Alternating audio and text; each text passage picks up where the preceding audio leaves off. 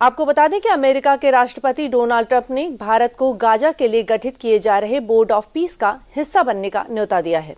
Board of peace America की मध्यस्थता में इजराइल और हमास के बीच हुए सीज फायर समझौते के दूसरे चरण का अहम हिस्सा है।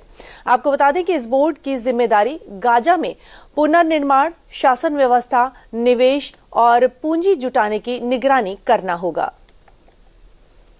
आप देख सकते हैं हमारे स्क्रीन पर पीएम मोदी को न्योता दिया गया है और गाजा के लिए बन रहा है नया बोर्ड ऑफ पीस और अमेरिका बना रहा है बोर्ड ऑफ पीस के संस्था, जिसमें बोर्ड सदस्यों में वर्ल्ड बैंक अध्यक्ष भी शामिल होंगे। गाजा के लिए ट्रंप का जो न्योता है वो भारत के लिए भी है। प्रस्तावित बोर्ड ऑफ पीस जिसमें जो राष्ट्रपति डोनाल्ड ट्रंप है उन्होंने पीएम मोदी को प्रस्ताव भेजा है।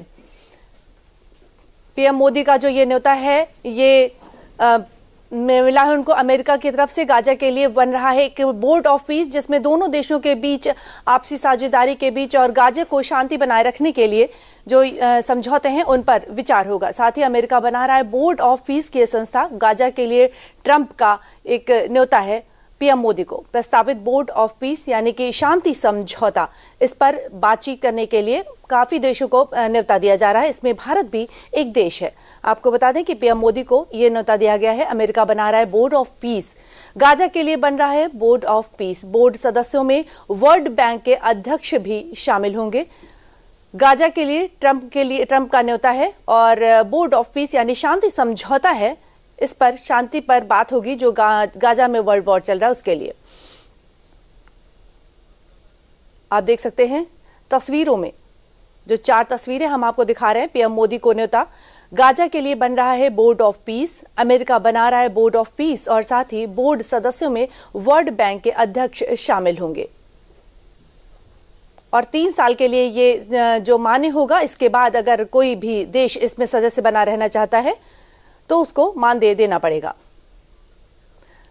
आपको बता दें कि बड़ा सवाल यह है कि गाजा पर यह प्रस्तावित बोर्ड ऑफ पीस क्या है, जिसके लिए अमेरिकी राष्ट्रपति ट्रंप ने प्रधानमंत्री मोदी को न्योता दिया है। आपको हम ये भी बता दें कि प्रधानमंत्री को जो न्योता दिया गया है, ये रॉयटर्स की रिपोर्ट के अनुसार बोर्ड की अध्यक्षता खुद अमेरिकी राष्ट्रपति डोनाल्ड ट्रंप करेंगे। शुरुआत में ये संस्था गाजा संघर्ष पर केंद्रित रहेगी, लेकिन बाद में इसे अन्य वैश्विक संघर्षों से निपटने के लिए भी विस्तारित किया जाएगा। ये जानकारी दी है अमेरिकी पत्र और ड्राफ्ट चार्टर के हवाले से। यदि भारत इस निमंत्रण को स्वीकार करता है तो वो अन्य सदस्यों की तरह 3 वर्षों के कार्यकाल के लिए बोर्ड का हिस्सा बनता है। जी हां, आपको बता दें कि अगर भारत इस निमंत्रण को स्वीकार करता है तो अन्य सदस्य देशों की तरह 3 वर्षों के कार्यकाल के लिए बोर्ड का हिस्सा बनेगा। रिपोर्ट्स के मुताबिक यदि कोई देश 3 साल के बाद भी इस बोर्ड की सदस्यता जारी रखना चाहता है तो उसे $1 अरब यानी 8,300 करोड़ रुपए, जी हां, $1 अरब यानी 8,300 करोड़ रुपए का योगदान देना होगा। इसके बदले उस देश को बोर्ड का स्थायी सदस्यता मिलेगी।